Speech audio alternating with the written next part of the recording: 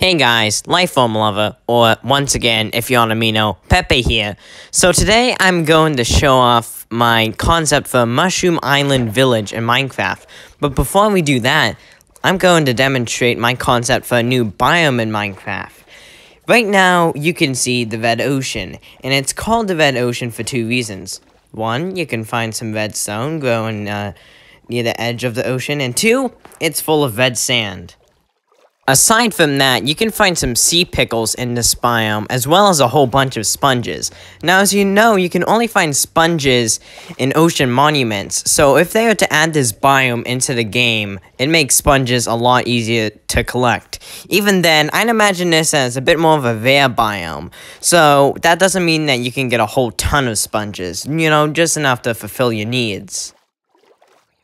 So, yeah, now I'm gonna swim through, this part of the bay that has the biome. Oh, and, speaking of which, this took me 3 whole days to create. And also, in case you're curious what that sea pickle jail was about, yeah, you should, read up on the Amino post about this. I'm not telling you why it's a J, it's because it's a J, and it's because T's and C's are overrated. Now, can you just get that through your head? So now, I'm going to show you the village itself, and as you can see, this is the centerpiece of the village. It's nothing too complex. You got a bridge tree in the center and 4 market stalls with 2 bells, and here's some just generic houses that people would live in. There are a few chests, but I didn't actually put in the effort to fill them in. But hey, at the very least, these people have sea pickles in their houses. Like, I kind of imagine these as, like, small ornaments. Like, maybe they could, like, take the place as candles, and, like, they're in the desert villages, so why not? And there's also some piles of dried kelp and mushroom on the streets, so why not? Here's a slightly bigger house, Nitwit. Oh, this is the Fletcher's place. Now, as you can see, he actually has a trident. And what I'm going to do now is I'm going to demonstrate what his backyard's for. It's like for archery practice and spearfishing, but I'm only just going to show an archery practice. Pretend that's a scarecrow. I know it's not that good, but oh well. Now, as you can see, we got this crafting table just in the middle of the street. I was kind of inspired by one guy to do that. He has a pen for mushrooms. For whatever reason, there's a fisherman in it. And this is the tallest building in the entire village. This is the cartographer's place. And the reason why it's so tall is so he can get a really good view of the island so that he can draw it out better.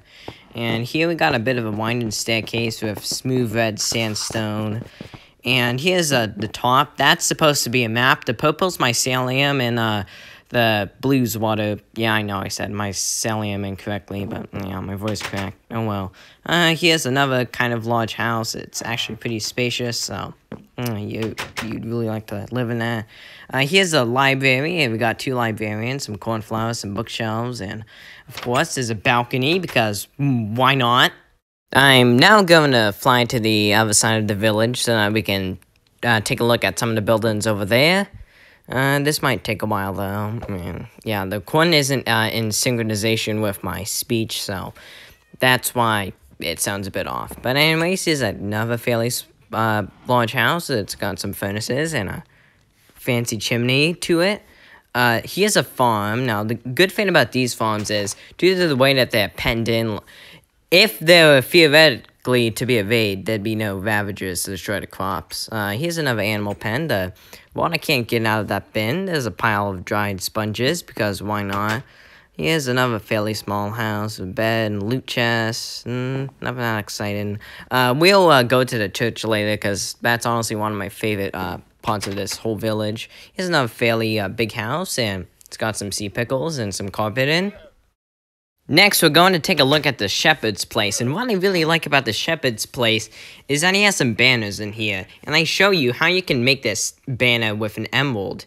And also, he keeps his sheep on the roof so that the grass doesn't spread with the mycelium, if you know what I mean. And he's missing a sheep up here. And yeah, the sheep would be dyed red, brown, and white, because that's the color theme in this village.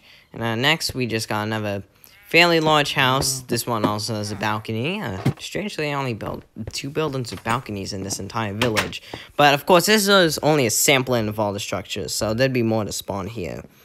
Here's another big house. I think we already saw this one, but I just repeated a few of the structures. Anyways, we're now going to go down to the docks, but first we got another kind of interesting small house. We only built one of those. So anyways, these are two buildings right here. These are the fisher cottages. And don't ask why there's so many fishermen. There just is. And, yeah, we got some water bins, chests, sea pickles on a table on the bed. And a stone slab, that's to indicate where you're supposed to stand when fishing. Now, I just thought that'd be a bit of a neat detail. I'm not gonna catch anything because it'd take too long. And the red one's basically the same, but it's kind of different. And, of course, there's some barrels stacked on the sides. And since we're right next to the ocean, I have some piles of wet sponges and dried kelp to signify that those are just fished up from the ocean. And these banners right here, they're supposed to, like, represent a port for wandering traders to go. And, yeah, of course, these are the same banners that you saw in the shepherd's place. Like, I showed you how to craft them. So I fly by the church in this scene, but actually, I'm going to check out the mason's place and the tannery, which are right around here. No, they're not. Why did I say that? Okay, here they are. So it's kind of cramped, but oh well. Here's the mason's place. You can see he's got a bunch of clay piled up on the walls and a terracotta pattern on the floor. And here's a tannery. It's gone on in with some drying racks of sponges. And for some reason, there's 3 leather workers in this entire village. But anyways, you can see that cauldrons are filled with dyed water so that they can dye the clothes of the villagers, the clothes that they wear, and a little market stall for flowers. Now a generic medium-sized house with some more terracotta, and there's some dried kelp. Another crafting table thing. So I think, yeah, now we're going to check out the church, because we basically checked out basically everything in the village other than, one building that I'm saving for last.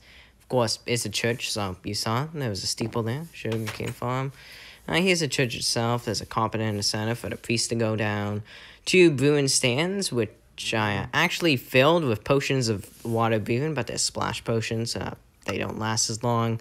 Got some flowers and sea pickles, like as decorations.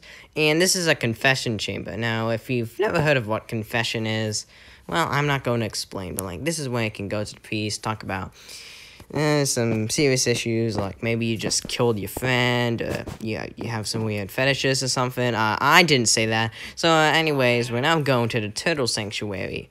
Now, if you remembered, the Plains villages actually have stables, and I kind of want to make something like this in the Mushroom Island village. So, here's a turtle sanctuary. There's another knitwood in here for some reason. Of course, there's no turtles, because as soon as I spawned them in, they went into the ocean, which, of course, that's fine by me, but this would naturally come with turtle eggs, so that turtles would come back here after their voyage to the ocean.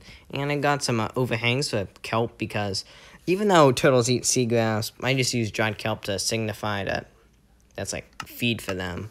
Now here I try to raise the random tick speed to help these eggs grow, but it does nothing. So, yeah, this is kind of a waste of time.